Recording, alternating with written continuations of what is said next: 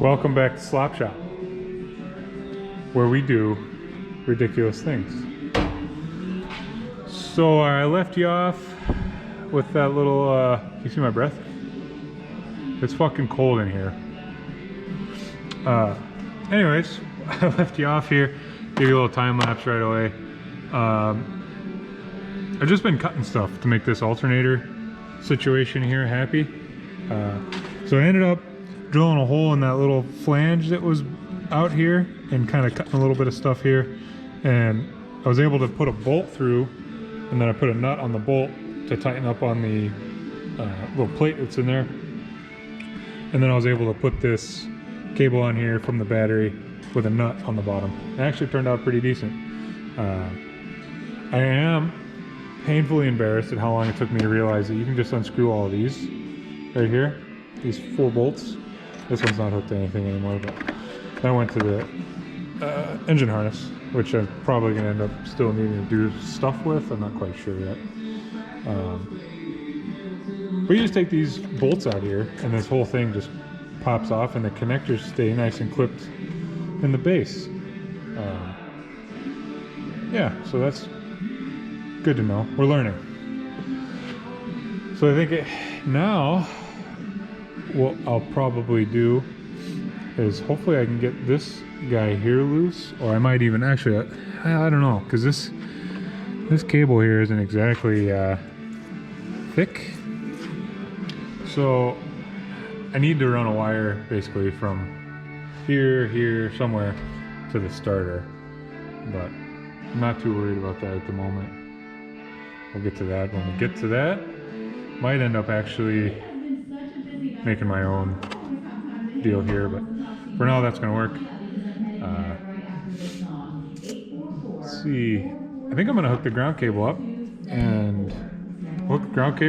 and toss it on the frame somewhere and see how pissed this thing is when I turn the key on. So let's see what happens. The ground hooked up, back to the chassis ground there. When I hooked the cable up, I heard a bunch of relays clicking and things happening.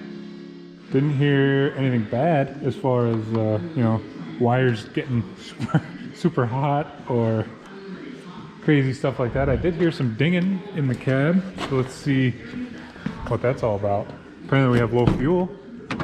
Things are happening. Oh, look at that, huh? Bright lights work. We got radio. Oh, yeah, we do. Blower. Ooh, that doesn't work. Oh, yeah, it does. Oh, yeah, check that out. Ooh, yeah. Nice. We got some stuff that still works. Wipers. Whoa! That was a bad idea. That was a real bad idea. Oh, it's a good thing that windshield was already broken, because may have just broken it more. That was really dumb. Why did I do that? I don't know about you guys, but I always use the cowl as a workbench. And all the classes that you go to and like training for, I work on like tractors, but I feel like it still applies. They always tell you not to use the machine as a bench. They're probably not right. Anyways, I think that's about all that's electrical in this truck. This baby is about as plain Jane as it gets, but that's kind of cool. It's a TIG rod? Aluminum TIG rod? Okay. Yeah, this thing's about as plain as it gets, so there's not a whole lot to electrical to it. No check engine light though, which is surprising. Now that I check the bulbs, I don't even see. Maybe they took the bulb out for it or something. Shit, I don't know. Anyways, that's pretty cool. Light comes on for the Susie Snowflakes. Yeah, this thing doesn't even have a CD in it. Wow. She works though. One of these days when this channel is so big that I get paid for it, I'll have to make sure I don't play music like that. But until then, I don't really give a shit. Huh. We got some sort of lights. No cab light in the back, but I'm sure it's probably just burnt out.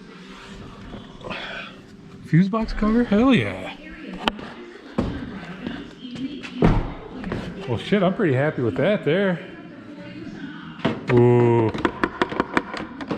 Time to get the old chop saw out for this fella. Anyway, I got a mess here.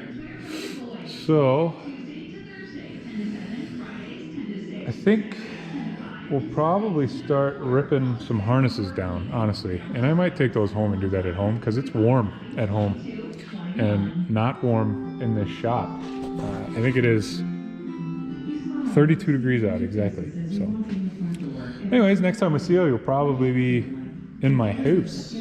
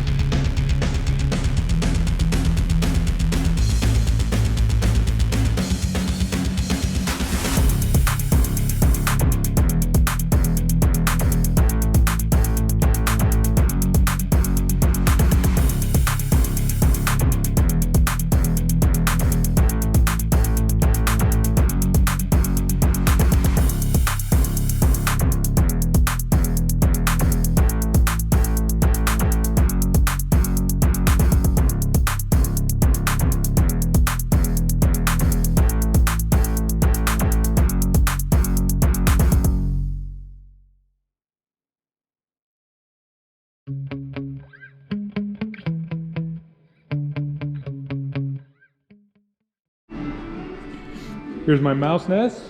Got two ECU connectors here. We'll get these cleaned up. And at this point, we're gonna start kind of separating all the connectors out individually with their respective wires. And basically the way I usually do it is, at that point, I'll start connecting everything, you know, kind of where they belong, and be able to run all the wires together neatly to where basically I decide to put the ECU.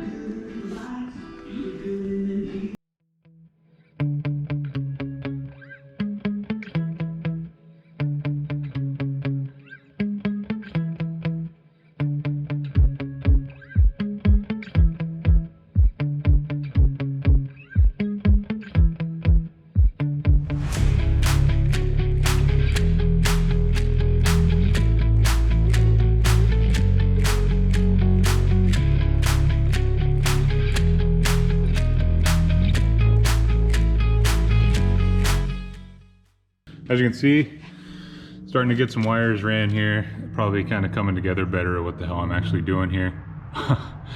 Instead of just making a giant jumbled mess of wires. Yeah, we're just kind of, these, since this engine or engine harness was originally drive-by wire, ended up snipping these connectors from a harness we had laying around. And then ended up having to extend these wires, obviously, to get to the controller. So we're just kind of trying to neaten this up here, get this, use these little zip ties holding stuff kind of in place. And then once we get everything kind of neatly packaged up, you know, obviously the harness is going to end up underneath of this and under the fuel.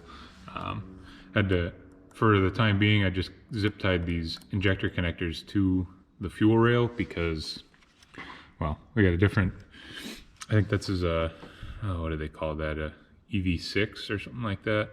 And these are the Multec truck injectors.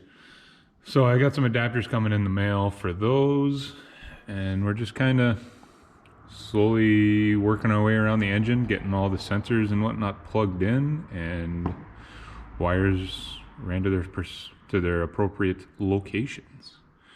So that should be interesting, I guess. I was able to get this fuel rail flopped around. I know I was kind of questioning whether that was going to work or not, but that's perfect. I think I'll be able to use just the factory line that came right up to the 2.9 that was in here originally. So that's going to work out nice. We'll keep going here and probably check back in once the majority of the connectors and everything are in place.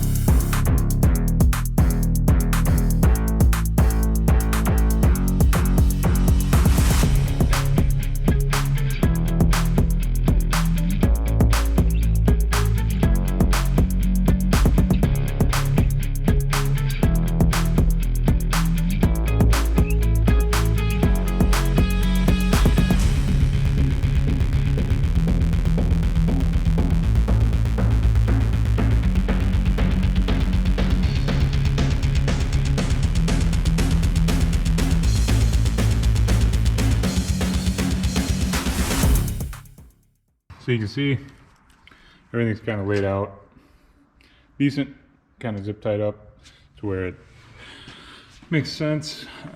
This will all get, you know, taken back apart and loom put on everything so it looks nice. But till we get to actually fire and, you know, make sure that nothing's catastrophically wrong with the wiring, I like to do this, and then we can kind of clean it up as we go.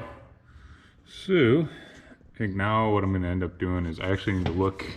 I was thinking what I'm trying to do here is keep basically the truck, the engine harness part of it completely separate from the rest of the truck. So it'll get keyed power and, you know, constant power to the controller from the truck fuse box, and that's pretty much it. After that, it's going to be its own kind of standalone deal. And then we'll get the original truck's ECU to run hopefully cruise control and